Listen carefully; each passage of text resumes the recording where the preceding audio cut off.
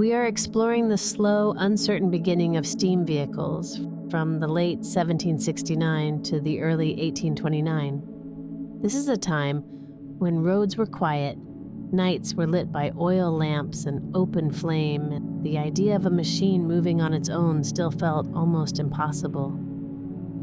In this journey, we will move through the first steam vehicles made for roads. We will spend time with Nicolas-Joseph Cugnot and his heavy steam cart in France, with Richard Trevithick and his experimental carriage in London, and with Goldsworthy Gurney and his later steam coaches that began to travel long distances. Each machine carries a quiet story of trial, effort, and learning. This is not a story of fast progress or sudden success. It is a gentle walk through early experiments, small improvements, and careful motion. The year 1769 arrived without fanfare in the French countryside. In a workshop in Paris, a military engineer named Nicolas-Joseph Cugnot worked with careful hands on something the world had never seen. His creation was called the fardier à vapeur, which simply means steam dray. A dray was a cart, usually pulled by horses, for carrying heavy loads, but this cart would pull itself. The machine rested on 3 wooden wheels, each one formed from thick oak, a wood long trusted for its quiet strength. Oak carried weight without complaint, holding steady over time, and when warmed by steam, it became patient and flexible, able to curve gently without cracking. These qualities made it well suited to the slow movement of early machines. Around the outer edge of each wheel ran an iron rim, dark and smooth, shaped in coal fires and eased into place with careful blows of a hammer. The iron gave the wheels a firm surface, allowing them to travel across rough cobblestones again and again, where wood alone would slowly wear down, softened by distance and use. At the front hung a large copper boiler, round and full, catching the light like a low moon resting near the ground. Copper was chosen with care. It accepted heat more readily than iron, allowing the water inside to warm and boil at a steady, predictable pace rather than in sudden bursts. This made the engine calmer and easier to control. Copper also responded differently to the hammer. When warmed, it softened enough to be guided into broad curves, forming a strong vessel without sharp corners or weak points. The boiler began as flat sheets, slowly heated and worked by an experienced coppersmith whose skill came from long practice. Each curve rose under measured blows, each seam drawn together with rivets placed evenly along the joint. Before any fire was lit beneath it, the finished vessel was filled with water and left to stand, watched closely until every seam proved tight and dependable. Inside the boiler, water rested quietly, waiting for the slow alchemy of heat. Beneath it, a small firebox held coal or wood, glowing softly as it warmed the iron around it. Heat seeped upward, moving gently through the water, coaxing it to stir and shimmer. Gradually, the temperature rose and the water began to change, shifting into something lighter, more restless, filling the upper space with soft, invisible breath.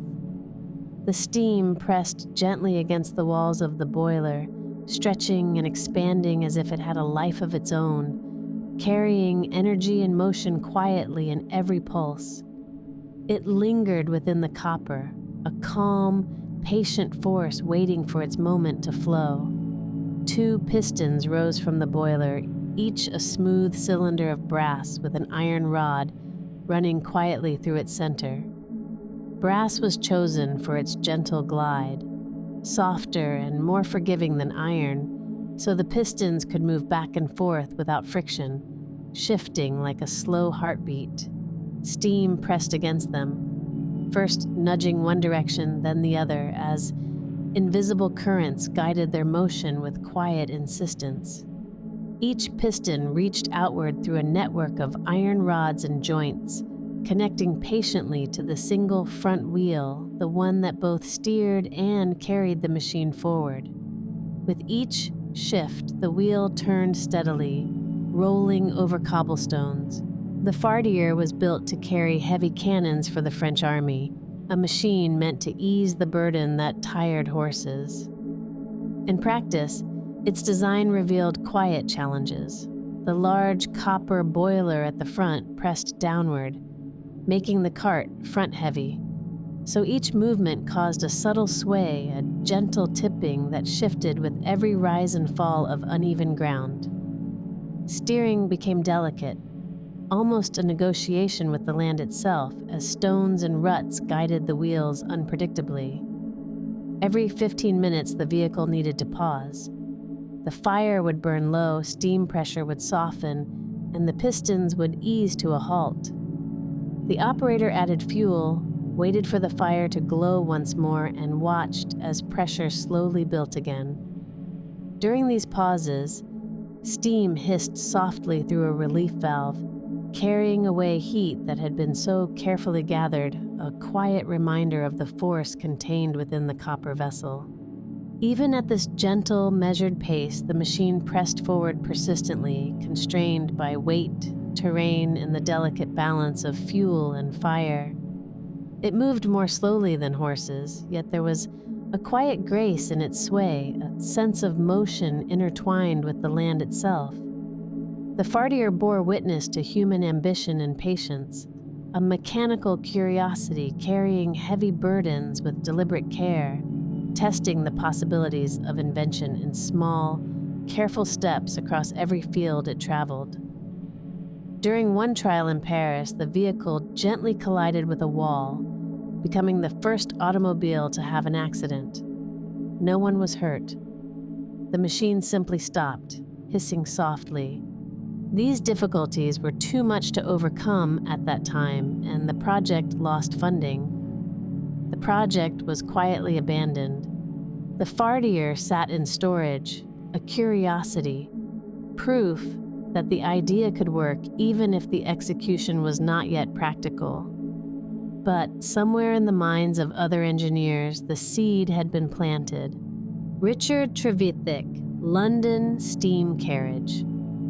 By 1803, an English engineer named Richard Trevithick had taken the ideas of steam vehicles a step further, building a carriage that could move through the streets of London. His design felt different from earlier attempts, a careful balance of weight and form. The boiler no longer hung at the front, but rested low toward the rear, allowing the carriage to sit more evenly upon its wheels. Motion became steadier, less prone to tipping as the machine carried itself across the city streets with a new sense of quiet purpose. In these small refinements, one could see the slow evolution of invention, the patient adjustment of ideas, the careful learning from experiments past, shaping the promise of steam into something more graceful and deliberate. Trevithick used high-pressure steam, a risky choice that many engineers of the time feared. Traditional steam engines used low pressure, which was safer but required enormous boilers and cylinders. High pressure meant smaller parts, lighter weight, more power from less metal. But it also meant danger. To handle the energy of high-pressure steam safely, Trevithick chose to build his boiler from wrought iron instead of copper. Wrought iron was a material that could endure the pressing, insistent force within, bending slightly under stress rather than breaking suddenly. It was made through a careful, deliberate process. The iron was heated until it grew soft and pliable, hammered again and again. Each blow pushed out impurities, aligned the metal's internal structure, and slowly transformed raw iron into something stronger, more resilient, capable of holding the energy of steam without giving way. This labor-intensive crafting gave the boiler a quiet strength, a patient reliability that copper alone could not provide. The boiler itself was cylindrical with rounded ends, a shape chosen because curves could distribute pressure more evenly than flat surfaces, allowing the vessel to hold the steam safely. Each seam was joined with multiple rivets, hammered while hot, each one forming a tiny, precise seal. In the steady repetition of heating, hammering, and checking, there was a rhythm, a quiet human patience guiding the metal into its final form.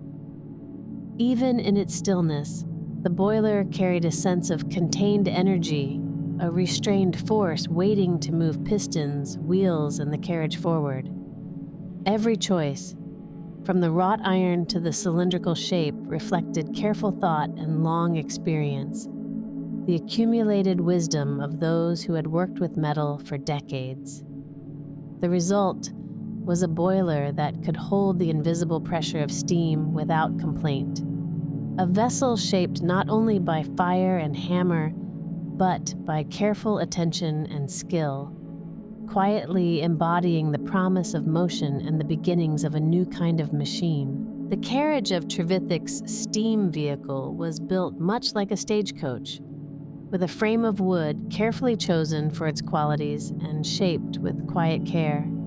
Ash formed the parts that needed to bend slightly, to absorb the shocks of uneven roads and the gentle sway of movement. Oak provided strength and weight-bearing support, carrying the burden of the boiler, pistons, and passengers with steadfast reliability. Each piece of timber was seasoned for months, left to dry slowly so it would not crack, so it could endure the gentle pressures of motion without complaint. The joints were carefully fitted using mortise and tenon, their connections pinned with iron bolts. In places where strain was greatest, iron brackets were added, forged to fit precisely and hug the wooden frame, reinforcing the structure with quiet strength. Every curve, every connection, every careful shaping of wood and metal spoke of patience, skill, and careful thought. The machine rested upon 3 wheels, just like Cugnot's 3. The rims were made from curved sections of strong, flexible wood, chosen so they could bend slightly without splitting. From the iron center, sturdy wooden spokes radiated outward, fitting snugly into both hub and rim, creating a structure that was both firm and gentle, able to absorb the constant bumps and jolts of rough streets. Each turn of the wheel carried the weight of the carriage and its moving heart, yet the construction allowed a soft, steady rhythm as it rolled along. The shaping, fitting, and joining of wood and iron reflected centuries of careful craftsmanship, a quiet conversation between maker and material. In every rotation, the wheels carried more than the machine itself. They bore the patience, skill, and quiet understanding of those who had learned how wood could bend, endure, and carry forward, moving steadily over streets that had witnessed generations pass beneath them. Trevithick guided his steam carriage through the quiet streets of London, the wheels turning steadily over uneven roads. On some journeys, 7 or 8 passengers rode within, curious or bold enough to trust themselves to this new invention.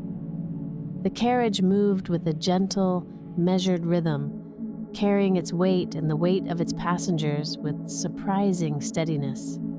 Steam hissed softly from the boiler as pistons nudged the wheels forward, each movement deliberate and patient, a quiet testament to careful design and craftsmanship. Even with these demonstrations, the carriage faced challenges that could not be overcome.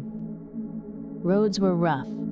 The machine required constant attention, and those who might have supported it financially hesitated to invest.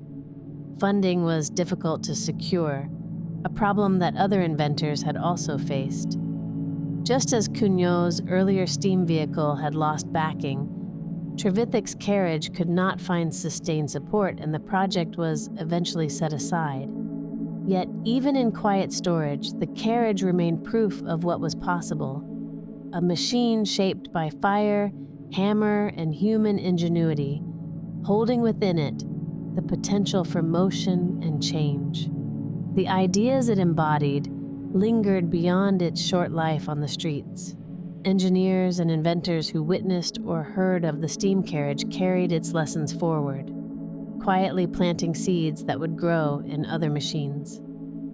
Though Trevithick turned his attention to locomotives on rails and other steam engines, the London steam carriage left its mark, a subtle beginning to a world where motion could be created without horses, a gentle whisper of innovation moving steadily forward, even in stillness. Goldsworthy Gurney steam carriages. The 1820s saw the emergence of a new generation of steam carriages, built by men who had studied the machines of earlier inventors and learned from their challenges. Among them, Goldsworthy Gurney became one of the most notable builders, his work marked by careful thought and practical ambition.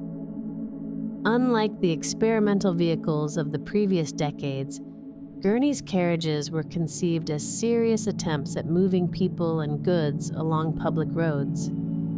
Each design reflected lessons learned from the past: boilers placed for better balance, wheels shaped to endure uneven streets, and carriages built to carry passengers with a measure of comfort.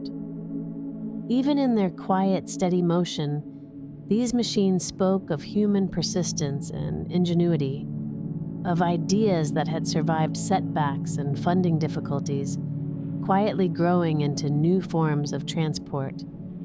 They were not perfect, but they carried forward the promise of motion, building on the foundations laid by inventors who had come before.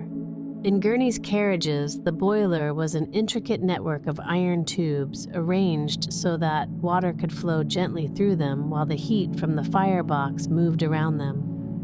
This arrangement, known as a water tube boiler, allowed the water to warm more quickly and evenly than the older style, in which a single large tank was heated from the outside. The multiple tubes worked quietly together, each carrying a portion of the water, sharing the heat, and helping the engine to produce a steady flow of steam. There was a subtle reliability in this design. Should one tube develop a small leak, the others continued to function, allowing the carriage to keep moving rather than being halted completely. The construction of these boilers demanded patient skill. Each tube had to be shaped, fitted, and joined precisely, so that the flow of water and steam could move without obstruction. The iron had to be carefully treated to withstand the pressures that would build within, and every joint, rivet, and connection was a tiny testament to craftsmanship. In the quiet hum of a carriage moving along cobblestone streets, the boiler's energy remained restrained, controlled, and dependable. These water tube boilers reflected a careful attention to both safety and efficiency, a thoughtful evolution from the simpler designs of previous decades.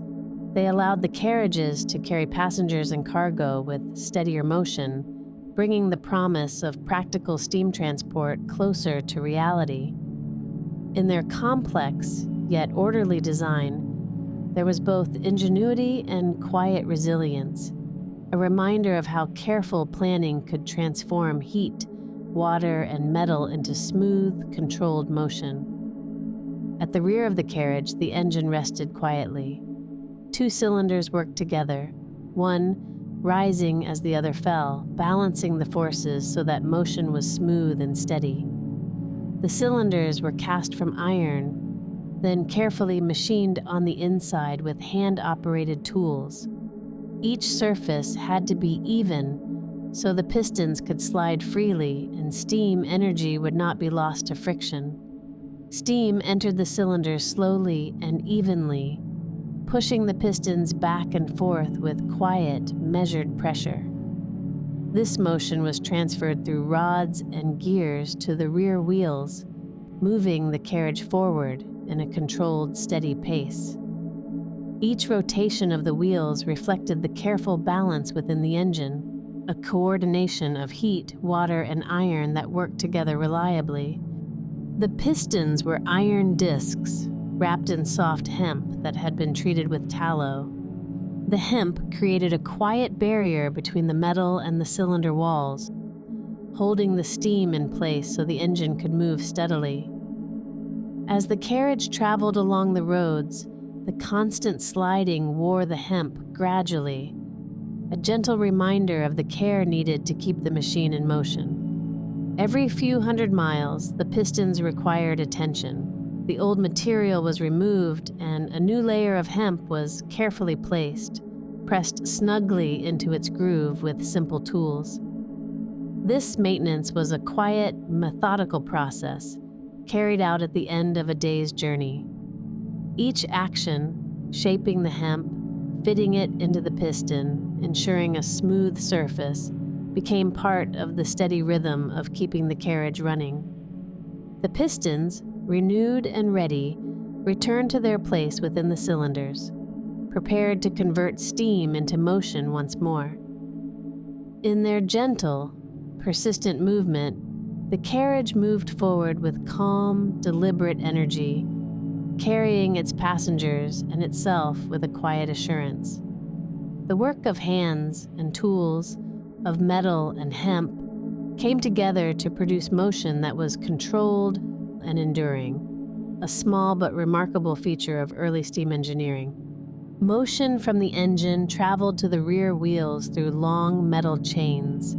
These chains moved quietly over iron wheels, carrying power along their length with a steady, patient rhythm. They were chosen not for precision, but for tolerance. Roads were uneven, frames shifted slightly as the carriage rolled, and the chains could accept these small changes without strain. As the carriage moved forward, the chains followed their looping path again and again, linking engine and wheel in a simple, dependable way. They were not perfect, but they were forgiving. When wear appeared, it did not bring everything to a halt. The chains could be adjusted, shortened, or tended to, allowing the journey to continue without complex repairs. To keep them moving smoothly, the chains were coated with oil or softened fat, brushed on slowly during stops. This simple care reduced friction and quieted their movement, allowing metal to glide over metal without harsh sound or sudden resistance. In this steady exchange, power flowed from the engine to the road, not with force or speed, but with patience, flexibility, and a calm persistence that matched the pace of early steam travel. The wheels on Gurney's carriages were tall and broad, rising higher than those used on earlier machines. Their size allowed the carriage to move more easily across uneven ground, lifting it gently over stones and ruts rather than striking them sharply. With each slow turn, the wheels carried the vehicle forward a little farther, easing the strain on the engine and smoothing the passage along the road. Around the outer edge ran bands of iron, wide enough to spread the weight without pressing deeply into the earth. This helped the carriage remain steady on soft ground, where narrow wheels might sink or drag. The iron met the road with firmness, while the wooden body of the wheel absorbed small shocks along the way. Together, wood and iron worked quietly as one, allowing the carriage to travel with less jolt and less resistance. In their steady turning, the wheels supported the slow, patient movement that defined these early journeys, carrying both machine and passengers forward at an unhurried, even pace. The suspension relied on springs made from layered strips of curved iron. These springs were joined together at their center and fixed to the axles at each end, forming a steady link between the wheels and the carriage above. As the wheels moved across uneven ground, the springs bent slightly, easing the rise and fall before it reached those riding inside. The iron used for the springs was prepared with care. It was heated, shaped, and slowly cooled so it could bend without breaking. This careful treatment gave the metal a balance of strength and flexibility, allowing it to respond gently to the movement of the road. Each small bend absorbed part of the strain, turning sharp bumps into slower, softer motion. Through this quiet work, the springs helped the carriage remain steady, smoothing the journey and allowing the machine to continue forward at an unhurried, even pace. In 1829, one of Gurney's carriages completed a long journey of nearly 100 miles. The day began in quiet darkness, before sunrise had reached the streets. The carriage stood still as the fire was prepared, its metal cool in the early air. Coal was placed carefully into the firebox, and water was drawn from a nearby well and guided into the boiler. As the fire grew warmer, the machine slowly changed.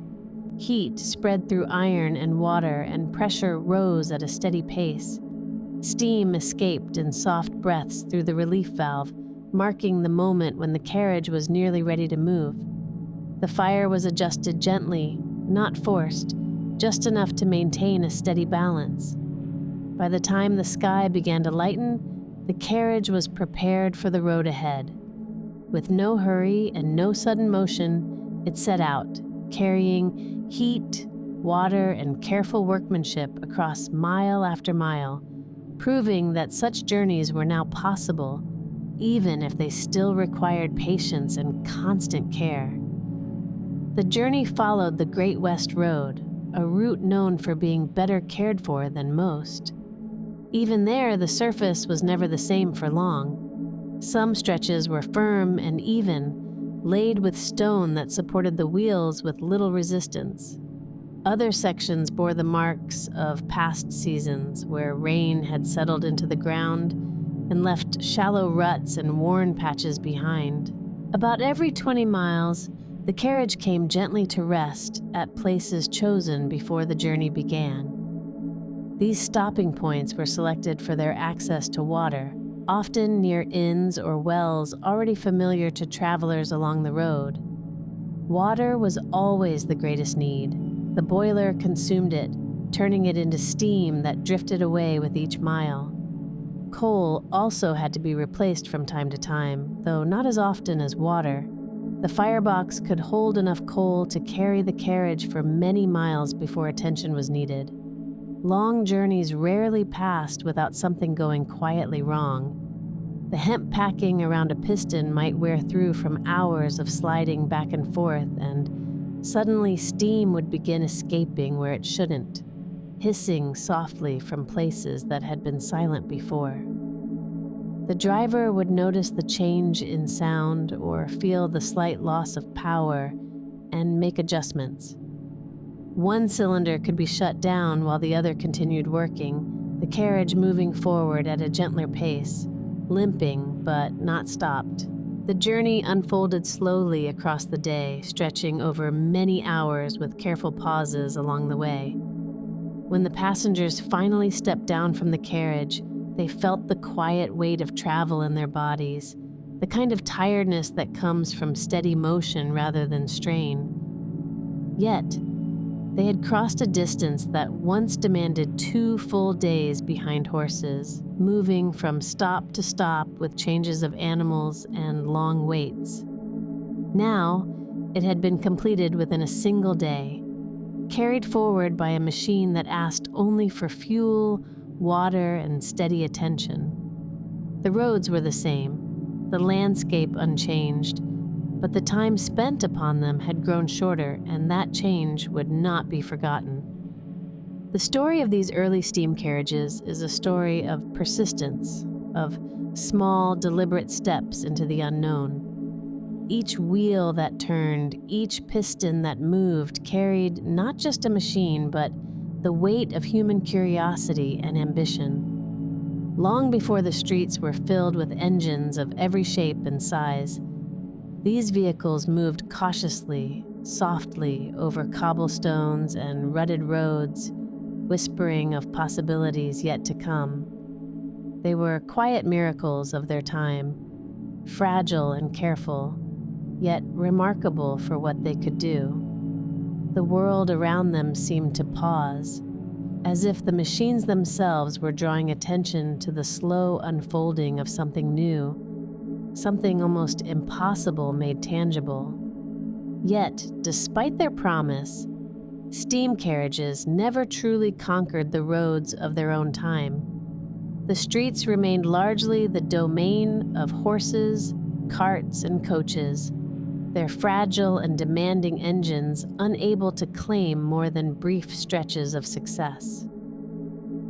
In the hands of inventors like Cugnot, Trevithick, and Gurney, metal and wood were transformed into vessels of motion, each component shaped with patience, every seam and curve the result of skill honed over years. Boilers held steam with calm insistence, pistons pushed and pulled with measured determination.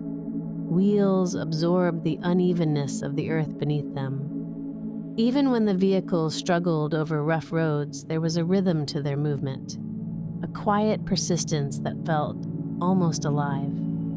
These machines were careful, deliberate companions on journeys both literal and imagined, teaching those who followed that progress often begins in soft, cautious steps rather than leaps and bounds.